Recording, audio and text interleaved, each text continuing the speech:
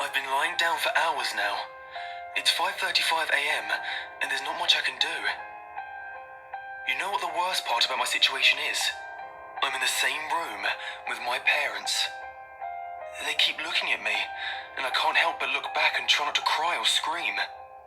Their eyes are focused on me, and their mouths are wide open.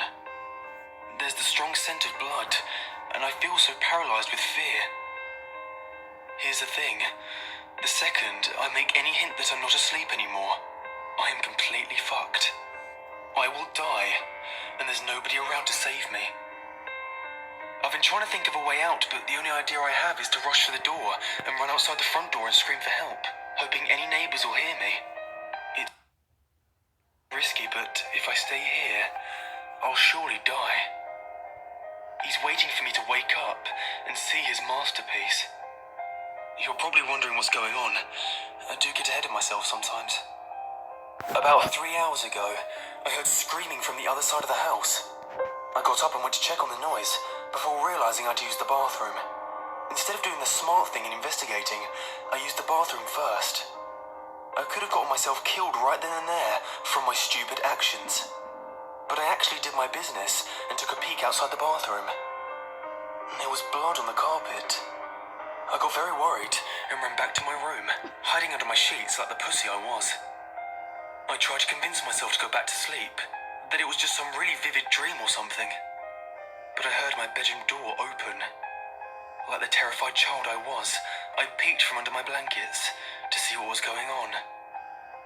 I could see something dragging my dead parents into the room. It wasn't human, I can tell you that. It was hairless, with no eyes and no clothing. It walked like a caveman, with its back slouched as it dragged my parents. But this thing was much smarter than any caveman. It was aware of what it was doing. It propped my dad up on the edge of my bed and made him face me. It then sat my mother down in a chair and positioned her towards me as well.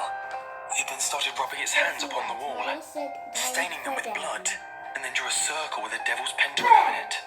This thing had made what it would probably call a masterpiece. To finish it off, it scribbled a message onto the wall that I couldn't read in the darkness. It then positioned itself under my bed, waiting to strike. The scariest thing now is that my eyes have adjusted to the darkness since then, and I can read the message on the wall.